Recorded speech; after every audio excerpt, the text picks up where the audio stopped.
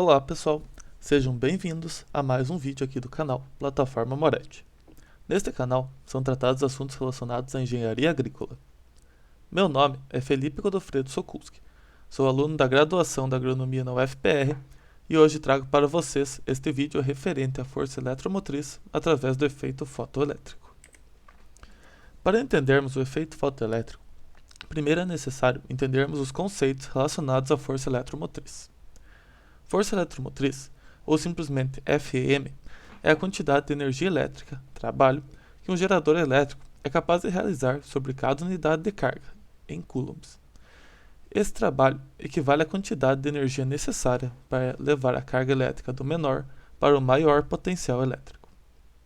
Outra definição para força eletromotriz é de que esta pode ser compreendida como a quantidade de trabalho que um gerador realiza para mover as cargas elétricas entre dois pontos de um circuito. Agora, falando mais especificamente do efeito fotoelétrico, temos como entendimento sobre o que é o efeito fotoelétrico a definição de que o efeito fotoelétrico é um fenômeno quântico no qual a luz se comporta como partículas denominadas fótons. Esse efeito consiste na liberação de elétrons pela superfície de um metal, quando este é submetido à interação com a luz.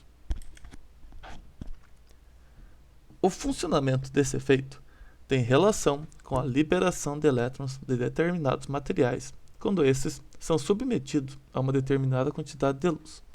Dessa forma, o efeito fotoelétrico acontece quando os fótons que incidem sobre um material apresentam certa energia capaz de arrancar os elétrons deste material. Cada material necessita de uma quantidade específica de energia para ter seus elétrons ejetados. Essa quantidade de energia é chamada de função trabalho. Essa energia é transferida para os elétrons do material na forma de energia cinética. Assim, caso a energia do fóton seja superior à energia que mantém o elétron preso no material, o elétron será ejetado.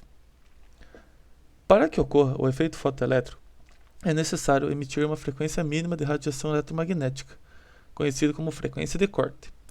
Isso mostra que, para conseguir ejetar um elétron de um átomo, a luz emitida na superfície do material deve ter uma variação na frequência e não na intensidade. Essa frequência depende do material de que é feita a superfície. Por trabalharmos com partículas que se movem a velocidades extremamente altas, no caso, na velocidade da luz, temos que o efeito fotoelétrico ocorre instantaneamente. A descoberta do efeito fotoelétrico aconteceu pelo cientista Heinrich Hertz. Como toda descoberta, esta também se deu por acaso, quando Heinrich Hertz, em 1887, investigava a natureza eletromagnética da luz, estudando a produção de descargas elétricas entre duas superfícies de metal em potenciais diferentes. Ele observou que uma faísca proveniente de uma superfície gerava uma faísca secundária na outra. Como esta era difícil de ser visualizada, Hertz construiu uma proteção sobre seu sistema para evitar a dispersão da luz. No entanto, isto causou uma diminuição da faísca secundária. Na sequência de seus experimentos, ele constatou que o fenômeno não era de natureza eletrostática, pois não havia diferença se a proteção era feita de material condutor ou isolante. Após uma série de experimentos, Hertz confirmou seu palpite de que a luz poderia gerar faíscas. Também chegou à conclusão que o fenômeno deveria ser devido apenas à luz ultravioleta. Outro nome extremamente importante com relação ao efeito fotoelétrico é Max Planck, por conta da teoria de Planck. Max Planck tentou buscar uma explicação para as características especiais da luz emitida por corpos aquecidos, ou que os físicos chamam de radiação de corpo negro. A explicação veio em 1900, quando Planck afirmou que a energia não seria contínua como se pensava. Sua teoria dizia que a radiação é absorvida ou emitida por um corpo aquecido não sob a forma de ondas, mas por meio de pacotinhos de energia.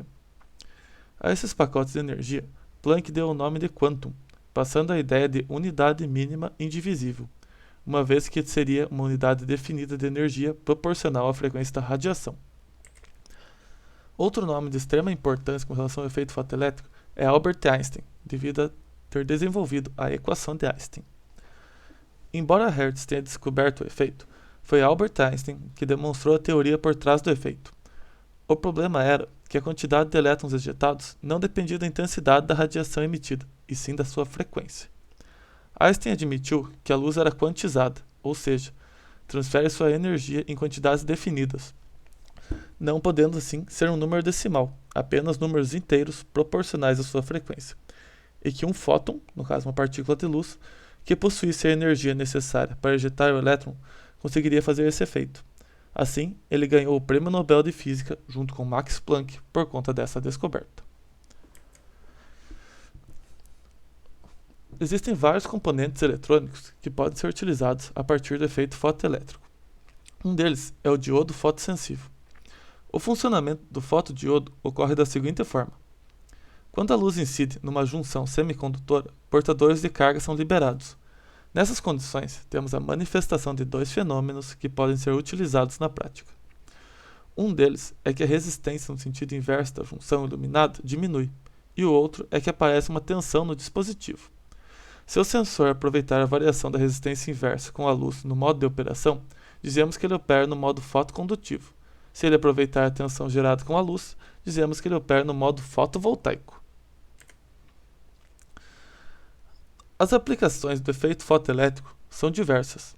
Um exemplo que está presente no nosso cotidiano de muitas outras pessoas são as portas com aberturas automáticas, no caso, as portas de shopping. Essas ocorrem a partir de um sensor que está localizado próximo à porta e consegue detectar a presença das pessoas, assim fazendo com que a porta abra quando alguém estiver passando e feche assim que detectar que não existe mais ninguém ali. Além disso, outro componente que faz parte do nosso dia a dia são os sensores ligados aos postes de iluminação. Esses são responsáveis por ligar as luzes dos postes quando estiver escuro e desligá-las quando estiver claro. Isso é muito importante, pois assim automatiza o processo de ligar e desligar das luzes, além de gerar uma maior economia de energia, pois não tem o risco das lâmpadas ficarem gastando energia quando não se é necessário.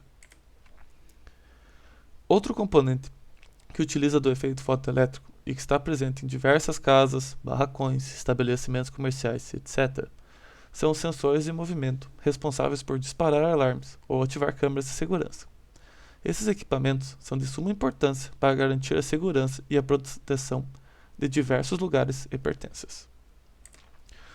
Por fim, um último exemplo de aplicação do efeito fotoelétrico são os painéis solares, que são responsáveis por captar a energia emitida do Sol e permitir que esta seja convertida em energia elétrica, assim permitindo a utilização dessa fonte energética.